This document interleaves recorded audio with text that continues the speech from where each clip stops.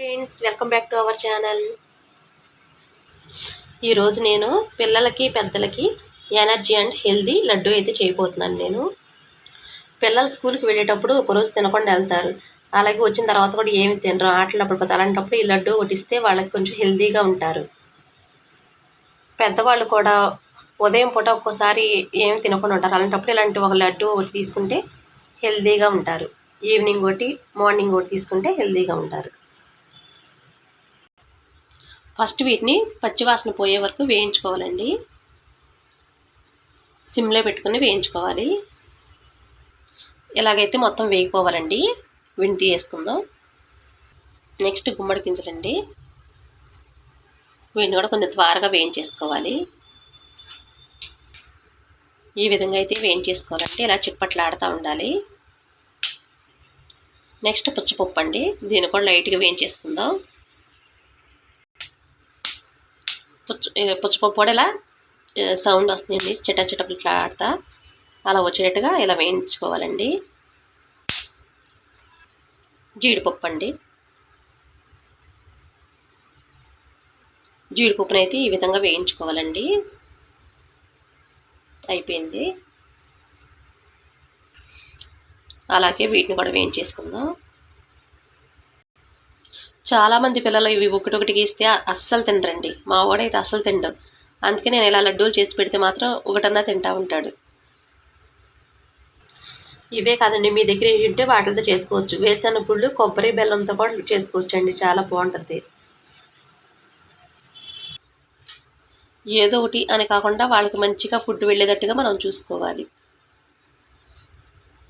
ఇవి కూడా వేగిపోయినాయండి, పక్క తీసుకుందాం.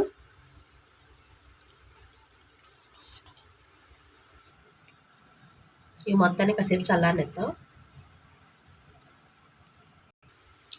కొంచెం వాటర్ పోసి బెల్లాన్ని అయితే ఇలా కరగబెట్టుకుందామండి. నేను షుగర్ వాడట్లేదు, బెల్లం, ఆర్గానిక్ బెల్లం ఒకటి వేసుకున్నాను. ఈ విధంగా అయితే మొత్తం కరిగిపోయిందండి బెల్లం. బెల్లం ఇలా జస్ట్ ఇలా కరిగితే అయితే చాలండి, చాలు. ఇంకా ఇవి మొత్తం చల్లారిపోయినాయండి. వీటిలో పోటీ మిక్సీ వేసేసుకుందాం.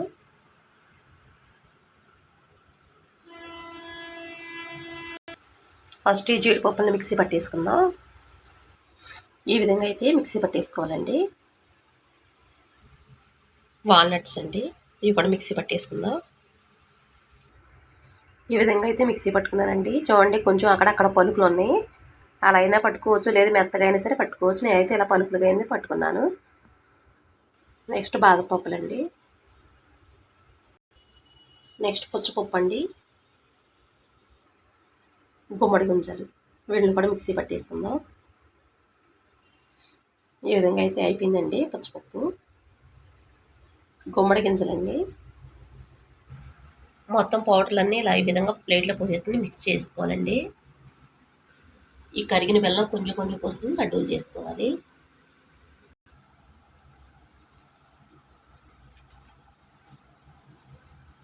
కొంచెం కొంచెంగా ఇలా ఈ బెల్లాన్ని వేసుకుని కలుపుకోవాలండి. లడ్డూల్లాగా పిండి మొత్తం కలుపుకోవాలి. ఈ విధంగా అయితే మొత్తం కలిపేసుకోవాలండి పిండి మొత్తాన్ని. ఇలా ఒక్కొక్కటిగా చిన్న చిన్న లడ్డూలు అయితే చేసుకోవాలండి.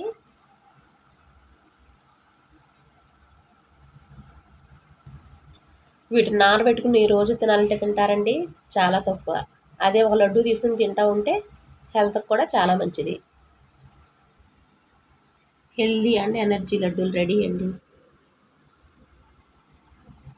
మీకు నచ్చితే ఒక కామెంట్ చేయండి. Thank you.